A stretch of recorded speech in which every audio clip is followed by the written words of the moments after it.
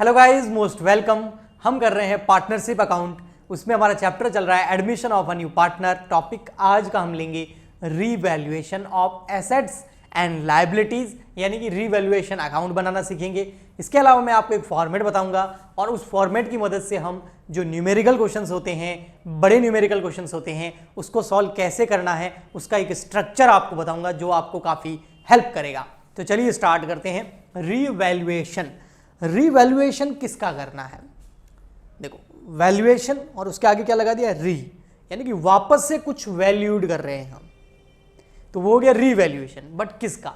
Revaluation of asset and liabilities. ध्यान से सुनना, शब्दों पे ध्यान देना, वर्ड्स पे ध्यान देना, तो रट्टू तोते नहीं बनोगे। आप बहुत सारी चीज़ों को अच्छे से समझोगे और अगर चीज़ें अच्छे से समझ आ गई ना तो एग्जाम में फिर बहुत अच्छा आप स्कोर कर पाओगे। ठीक, तो रीवैल्यूएशन किसका? Revaluation of assets and liabilities.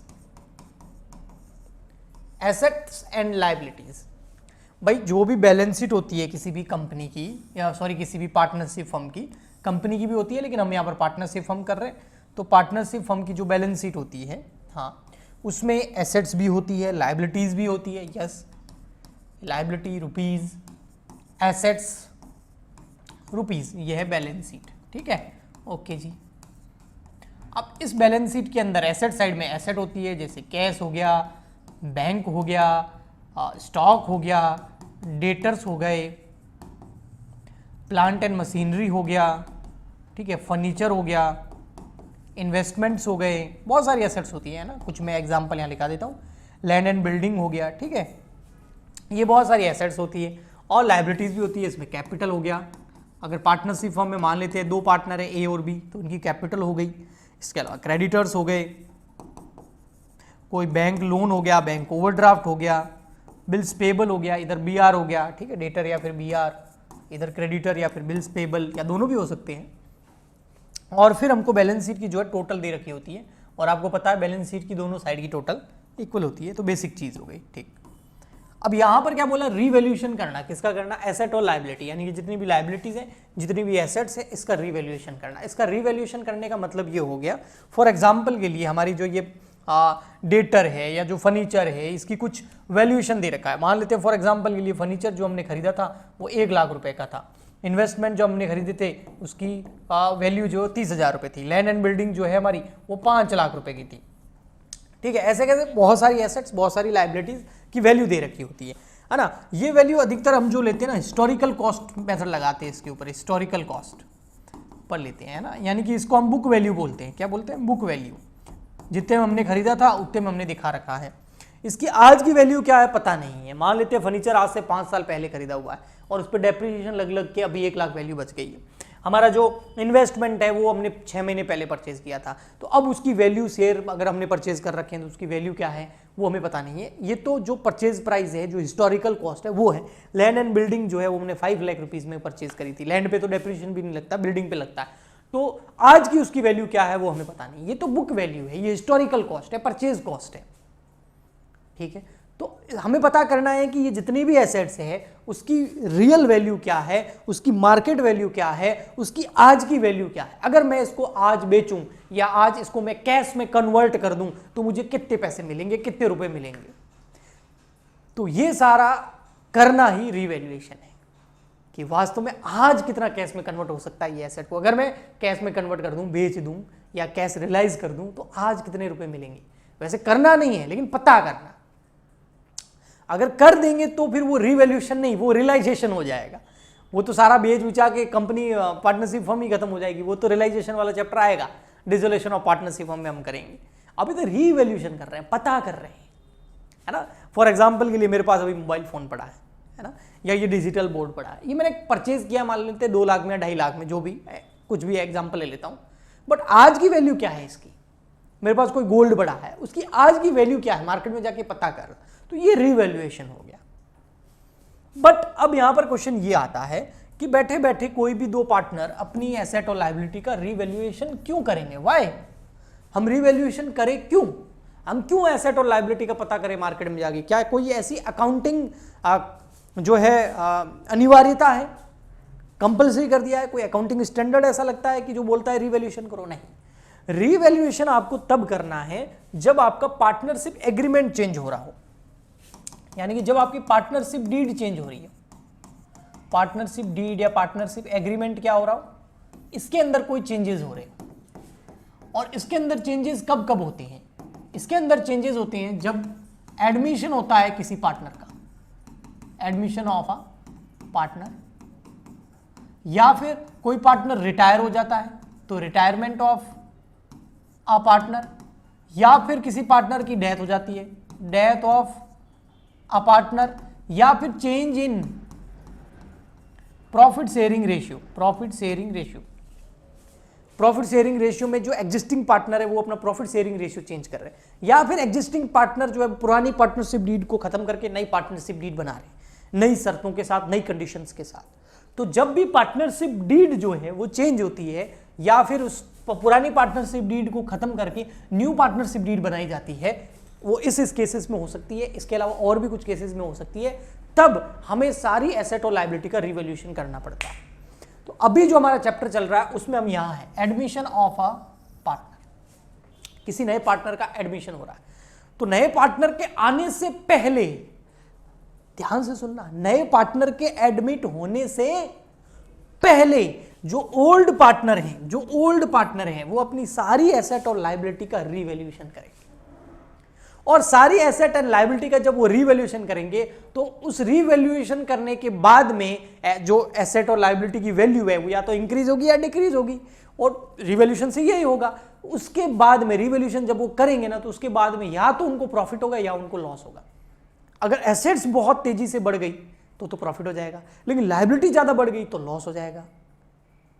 Liability कम हो गई तो प्रॉफिट हो जाएगा, एसेट कम हो गई तो लॉस हो जाएगा। तो रिवैल्यूएशन से जो ओल्ड रिवैल्यूएशन की वजह से जो पार्टनरशिप फर्म है ना, उसको या तो लॉस होगा या प्रॉफिट होगा। वो जो भी लॉस या प्रॉफिट होगा वो कौन भुगतेंगे? Old partner. क्योंकि न्यू पार्टनर आने से पहले यही बोलेगा, भैया तुम्हारा पुराना जो मामला है वो पहले देख लो, तुम्हारा जो भी पुरानी एसेट्स है, लायबिलिटीज है, मेरे आने से पहले की देख लो, सबका रिवैल्यूएशन कर दो, उससे जो भी तुमको प्रॉफिट लॉस हो रहा है वो तुम भुगत लो। मेरे को एकदम फ्रेश चाहिए मामला, फिर मैं एंटर होऊंगा। तो इसलिए रिवैल्यूएशन किया जाता है। अब रिवैल्यूएशन से क्या होगा? हो सकता है कोई एसेट की वैल्यू बढ़ जाए तो हमें प्रॉफिट हो जाएगा, अगर एसेट की वैल्यू कम हो गई तो लॉस हो जाएगा। हमने यहाँ फर्नीचर 1 लाख रुपए दिखा रहा है, वास्तव में मार्केट में पता किया तो इसके 60,000 रुपए मिलेंगे, तो 40,000 का लॉस हो गया। हमने यहाँ पर लैंड एंड बिल्डिंग 5 लाख की दिखा रही है, मार्केट में पता किया तो ये तो 20 लाख की हो गई, तो 15 लाख का प्रॉफिट हो गया। समझ गए? तो वो हमें कैलकुलेट करना होगा। उसके लिए हम जनरल एंट्री कर सकते हैं या फिर एक अकाउंट बना सकते हैं जिसका नाम है रिवैल्यूएशन अकाउंट। पहले मैं थोड़ी सी आपको जनरल एंट्री करके बताता हूं, फिर मैं आपको रिवैल्यूएशन अकाउंट बनाना सिखा दूंगा। फॉर एग्जाम्पल के लिए, अगर फर्नीचर की जो वैल्यू है वो 1 लाख नहीं है, फर्नीचर जो है केवल 80,000 रुपीज का हो गया। कितने का हो गया? 80,000 रुपए का हो गया। तो फर्नीचर की यहां पर बुक वैल्यू कितनी है? 1 लाख, और मार्केट में उसकी वैल्यू कितनी हो गई? 80,000 फॉर एग्जाम्पल के लिए। तो फर्नीचर कितना कम हो गया? फर्नीचर हो गया सर 20,000 रुपए कम हो गया। अब आपको मॉडर्न रूल तो याद है ना, एसेट एंड लायबिलिटी वाला मॉडर्न रूल आपको याद होगा। एसेट डेबिट होती है, एसेट अगर और बढ़े तो डेबिट करो, एसेट अगर कम हो तो क्या करो? क्रेडिट करो। लायबिलिटी क्रेडिट होती है, लायबिलिटी अगर इंक्रीज हो जाए तो क्रेडिट करो, और लायबिलिटी अगर कम हो जाए, डिक्रीज हो जाए तो डेबिट करो। अब यहां पर देखो, एक फर्नीचर नाम की एसेट 1 लाख से 80,000 हो गई, तो 20,000 से क्या हो गई? कम। एसेट कम हो गई, और एसेट अगर कम हो तो बेटा क्रेडिट करो, तो फर्नीचर क्या हो जाएगा? क्रेडिट। फर्नीचर क्रेडिट कितने से? 20,000 से। और ये जो फर्नीचर क्रेडिट हुआ 20,000 से क्यों हुआ? क्योंकि एसेट की वैल्यू कम हो गई एज पर मॉडर्न रूल। और एसेट की वैल्यू कम हो जाए, आपके पास जो फोन बड़ा है जिससे आप अभी ये लेक्चर देख रहे हैं, अगर मान लेते हैं आपने 20,000 में परचेस किया, अगर उसकी वैल्यू मार्केट में पता करो आज जाके, मान लेते हैं कि 12,000 हो गई, तो आपको 8,000 रुपए का लॉस ही हुआ ना। हाँ, और लॉस क्या होता है? As per nominal rule 11th class में पढ़ते थे, all expenses and losses are debit, all incomes and profits are credit. तो all expenses and losses are debit, तो उस लॉस को हम डेबिट करेंगे। अब उस लॉस को नाम क्या दूं? उस लॉस को कुछ नाम नहीं देना है। वो लॉस क्यों हो रहा है? क्योंकि हम एसेट एंड लायबिलिटी का क्या कर रहे हैं? रिवैल्यूएशन। तो इस लॉस को नाम देना revaluation. So revaluation account debit to furniture. इस तरीके से हर एसेट और हर लायबिलिटी की एंट्री होगी। अगर प्रॉफिट होगा तो भी रिवैल्यूएशन में जाएगा, लॉस होगा तो भी रिवैल्यूएशन में जाएगा। जैसे यहाँ पर लॉस हुआ तो रिवैल्यूएशन अकाउंट डेबिट हो गया। और अगर मान लेते हैं ये जो लैंड एंड बिल्डिंग ये 5 लाख की है और मार्केट में पता किया, मान लेते हैं फॉर एग्जांपल के लिए भाई 20 लाख की हो गई, तो 15 लाख का क्या हो गया प्रॉफिट। तो एसेट क्या होगी, बढ़ेगी, एसेट बढ़ गई, 20 लाख हो गई ना, तो एसेट बढ़ गई, कितने से बढ़ गई, 5 से 20, 15 से बढ़ गई, और एसेट बढ़े तो क्या करेंगे, डेबिट। तो लैंड एंड बिल्डिंग अकाउंट क्या हो जाएगा, डेबिट। और ये 15 लाख का क्या हो गया, प्रॉफिट। तो as per nominal rule profit क्या होता है, इनकम क्या होता है, क्रेडिट। तो land and building account debit to revaluation कितना, 15 लाख। तो इस तरीके से हर एसेट और हर लायबिलिटी की जनरल एंट्री बनानी होती है।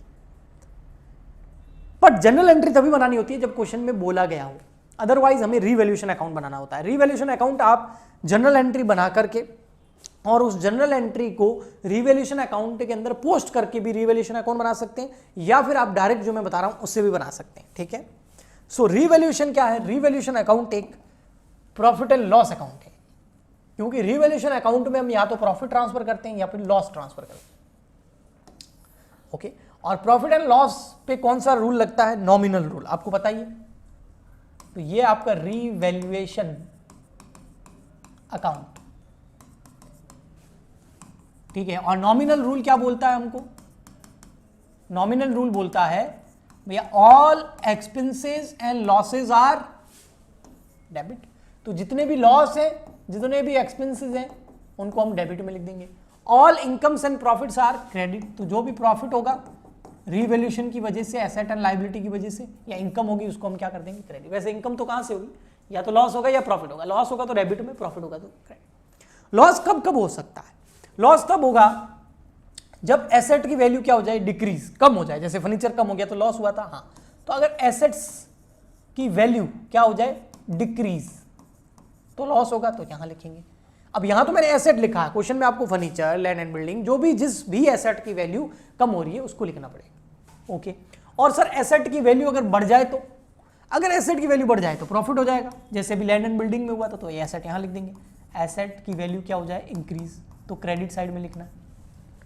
अगर सर लायबिलिटी बढ़ जाए तो, लायबिलिटी, आपकी लायबिलिटी बढ़ जाए तो लॉस है ना।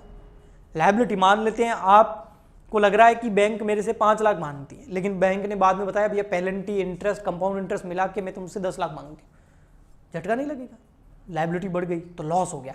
तो लायबिलिटी अगर इंक्रीज हो जाए तो लॉस होगा। एसेट का जस्ट उल्टा है, लायबिलिटी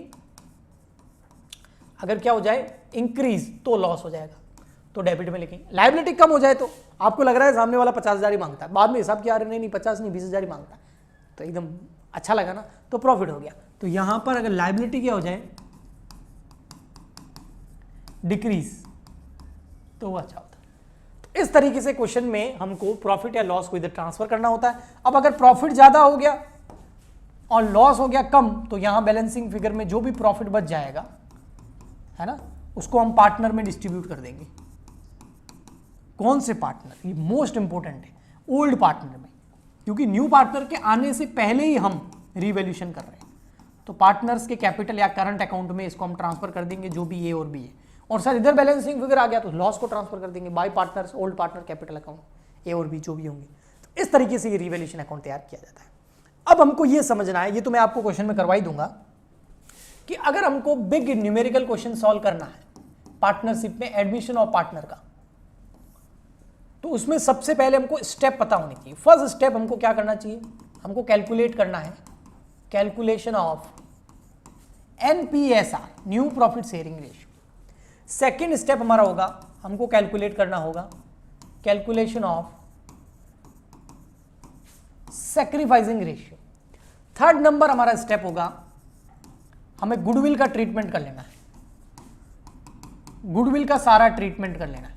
अब गुडविल का ट्रीटमेंट क्या क्या हो सकता है, गुडविल के ट्रीटमेंट में एक गुडविल का वैल्यूएशन हो सकता है, यानी कि उसके मेथड्स, और सेकंड नंबर गुडविल की जनरल एंट्रीज हो सकती है। मैंने दोनों चार्ट बनवा दिए हैं आपको प्रीवियस लेक्चर्स के अंदर, कि नया पार्टनर आता है तब गुडविल की जनरल एंट्रीज कैसे होती है। Step number third, fourth step के अंदर हमको रिवैल्यूएशन करना है, यानी कि रिवैल्यूएशन करना है एसेट एंड लायबिलिटी का, यानी कि रिवैल्यूएशन अकाउंट बनाना है। रिवैल्यूएशन अकाउंट बनाने के बाद स्टेप नंबर फिफ्थ आता है, और उसमें हमको क्या करना है, डिस्ट्रीब्यूशन ऑफ रिजर्व्स, जो भी रिजर्व्स वगैरह पड़े हैं, एक्यूमुलेटेड प्रॉफिट पड़े हैं, है ना, एक्यूमुलेटेड प्रॉफिट बैलेंस शीट की लायबिलिटी साइड में रिजर्व्स होते हैं, general reserve, PNL, workman compensation reserve, बहुत सारे टाइप के रिजर्व्स होती हैं। वो रिजर्व्स जो होते हैं ना वो प्रॉफिट होते हैं जो पार्टनर का है लेकिन पार्टनर को दिया नहीं, तो वो ओल्ड पार्टनर का। अब न्यू पार्टनर आएगा तो उसमें हिस्सा मांगेगा, उसके आने से पहले वो रिजर्व ओल्ड पार्टनर को डिस्ट्रीब्यूट कर देंगे। तो इसकी एंट्री में चलते क्वेश्चन में आपको न्यूमेरिकल करा दूंगा। और उसके बाद स्टेप नंबर 5 आता है, 6th, वो आता है आपको पार्टनर्स कैपिटल अकाउंट बनाना है। Partners capital account, partners capital account बन सकता है अगर फ्लक्चुएटिंग मेथड है तो, और अगर फिक्स मेथड है तो पार्टनर कैपिटल अकाउंट और करंट अकाउंट दोनों बनेंगे। Last and final step number 7 से पहले अगर कैपिटल का एडजस्टमेंट हो, ये हर क्वेश्चन में नहीं होता है एडजस्टमेंट ऑफ कैपिटल, लेकिन अगर हो तो ये करना पड़ेगा। और last and final step number 8 आता है आपका, वो है balance sheet. Balance sheet and में बनानी होती है, और जैसे ही बैलेंस शीट बनाएंगे अगर बैलेंस शीट की एसेट और लायबिलिटी साइड इक्वल आ जाती है, इसका मतलब हमारा क्वेश्चन सही है। तो बड़े क्वेश्चन में ये सारे स्टेप्स फॉलो किए जाते हैं। तो एक मैं अच्छा सा क्वेश्चन आपको कराऊंगा नेक्स्ट लेक्चर के अंदर, बस आपका सपोर्ट चाहिए, ज़्यादा से ज़्यादा लाइक, शेयर और इस चैनल को सब्सक्राइब कीजिए, कम से कम 1 लाख सब्सक्राइबर तक को फटाफट पहुंचा दो। मिलते हैं नेक्स्ट लेक्चर में, आज के लिए इतना ही, तब तक के लिए good bye and thank you.